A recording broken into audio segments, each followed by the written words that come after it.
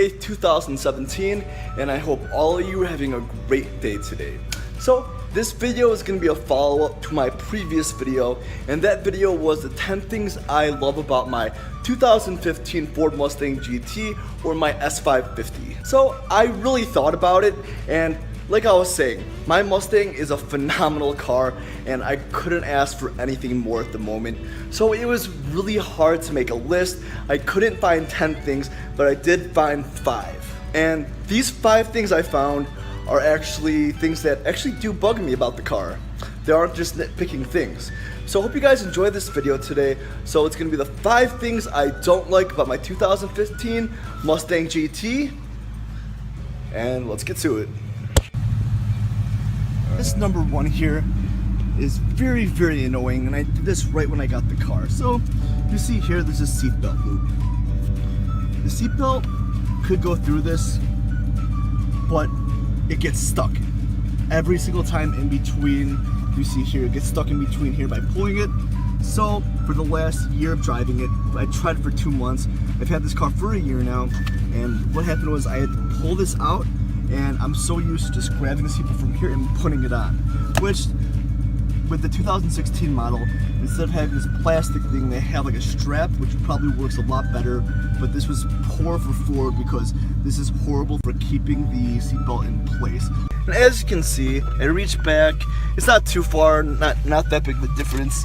But having this plastic thing here, I don't know, maybe I can try to remove it because it's in the way, and it's very unnecessary because it gets stuck in there every single time, and I'm sure other people that have it will have the same problem as I do. So the second thing here is definitely kind of huge.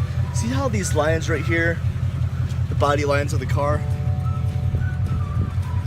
they aren't consistent throughout the whole car. See how this is much smaller than these over here? And even on this one here, if you look at it, see how it's bigger, bigger, bigger, and it gets smaller as it goes down. And this is throughout the whole car, as you see here.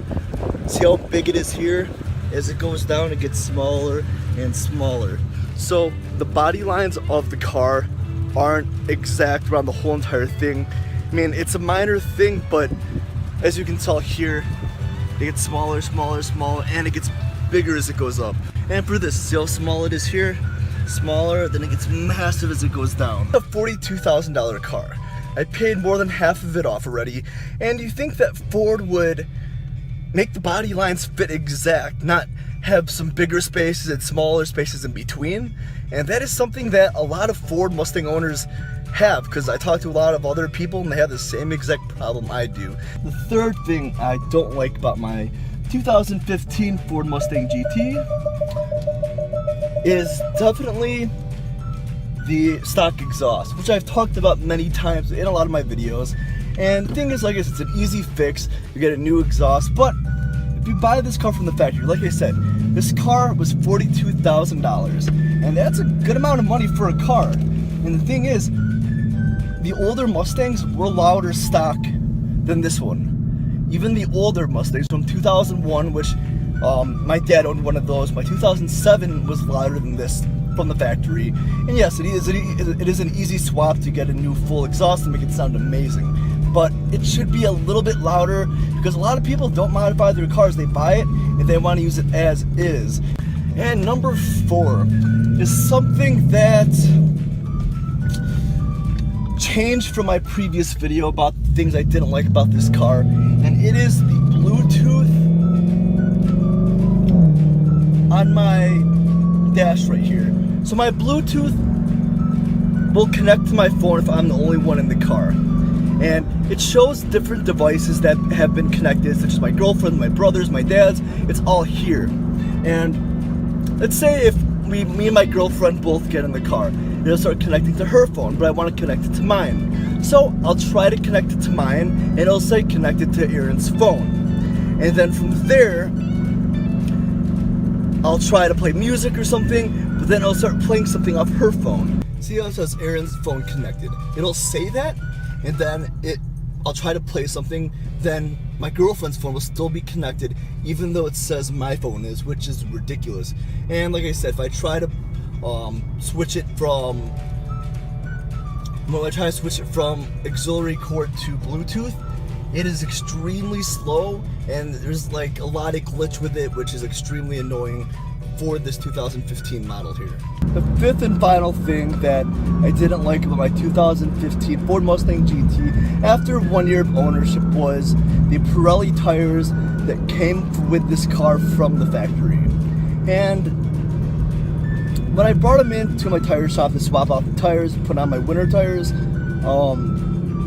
they were saying how good those tires were and how destroyed they were. And the thing is, I don't do burnouts in my car too often. I've probably done 2, and they weren't massive. I never noticed it because it was a newer car, and I know now to check my tires pretty often. Obviously, because I can see how the PSI is, but the tread on it, make sure it's all set.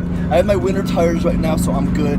But those Pirelli tires you get from the factory, after 6 months, they were destroyed. And when I brought it into my auto shop, which I trust personally, when they were putting on my winter tires, they told me those were absolutely destroyed, and like they told me it was dangerous to even drive on the stock tires I had. And I only had those on for 6 months, and those were brand new when I got them. Which, if you're buying, like I said, a $42,000 car, you would think the stock tires would last a long time, because I was daily driving within the first 6 months of me driving my car, I wasn't commuting as far to work.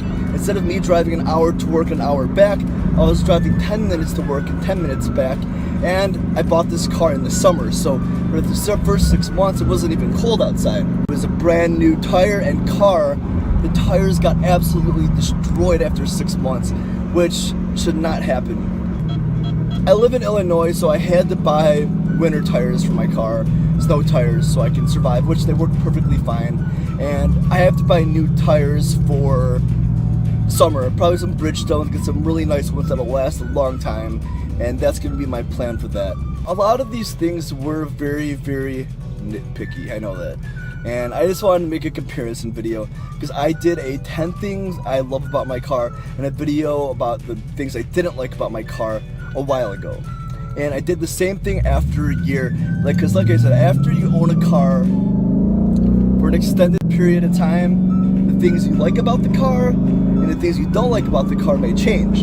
And I can say they definitely did over the past year of owning this car. And that goes for anyone who buys a new car or a used car that's owned it for an extended amount of time, because things change. And as you can tell, I make so many videos on my 2015 triple yellow S550 GT, and this car is phenomenal. It was very hard to find those 5 things. Like I said, it was very nitpicky.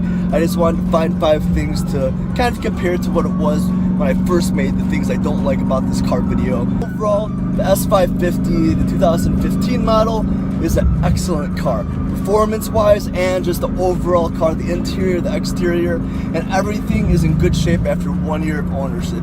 And hopefully it keeps its up, because Ford definitely stepped up their game from their past Mustangs. Not just their Mustangs, but all their Ford cars and trucks. So, hope you guys enjoyed this video today. I know this was a shorter one because there wasn't too many things that I didn't like about my Mustang. So, I'll see you guys in the next video. Peace out, and I'll see you guys later.